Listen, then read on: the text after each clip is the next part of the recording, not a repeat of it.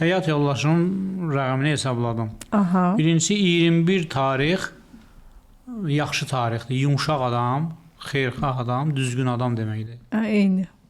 31 də qanunpərəst, xeyirxah, xeyir verən mənasını daşıyır.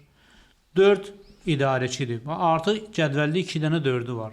Birincisi onun fiziki durumunu göstərir. Yəni idmana meyilli, enli və ya hündür ola bilər biraz. Bəli, hündür. Və babalarına oxşayıb, bəy nəslindəndir, mən sizə deyim. Bəli. İdarəçi, din, tib, hamısı olub bunlarda. Və fiziki güc də əladır. Bundan yaxşı boksyor çıxardı, klassik güləş çıxardı.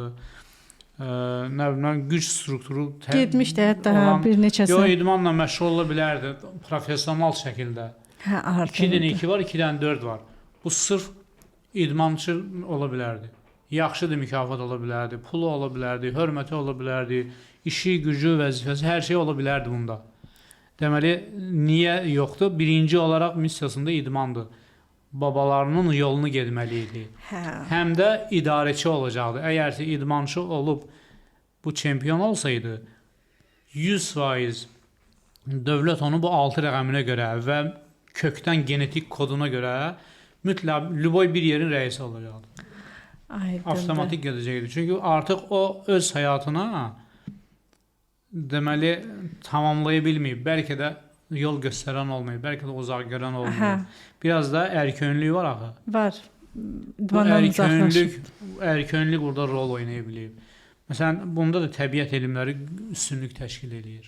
Çoxdur. Bildin? Yəni təbiətdə çalışa bilər. Hətta bu dəqiqə COP29-un getdi də icrası təşkil olundu. Təbiət nə işləyə bilər? Bildinizmi? Yəni sırf o sahələrdə də bacarıqlı ola bilər. Sonra təsərrüfat, kənd təsərrüfatı sahələrində. Çünki yenə də təbiət var. Hə. Bunun öz qanunları var. Tək duran 8-dir. Bunun öz qanunları var.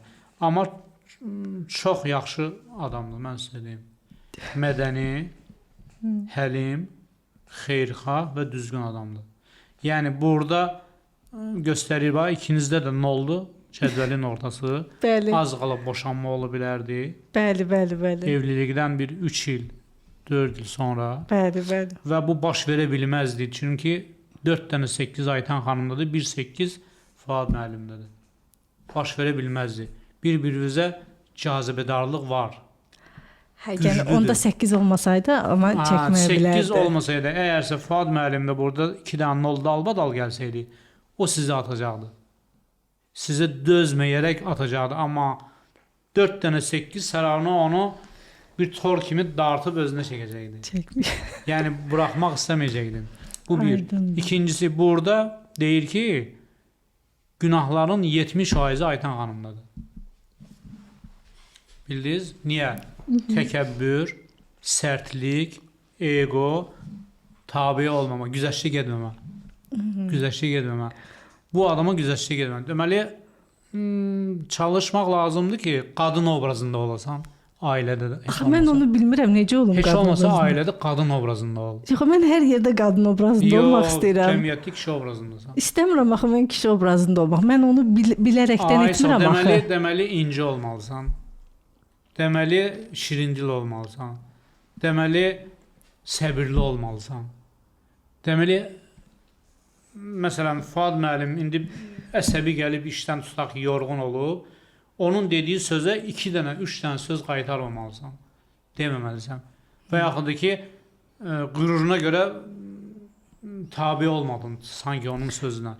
Və yaxud da ki, ona hörmət etməlisən. Artıq onu həyat yoldaşı kimi kişi obrazını görüb, sən bir qadın kimi həm incə, həm gözəl, həm də tabi olmalısan.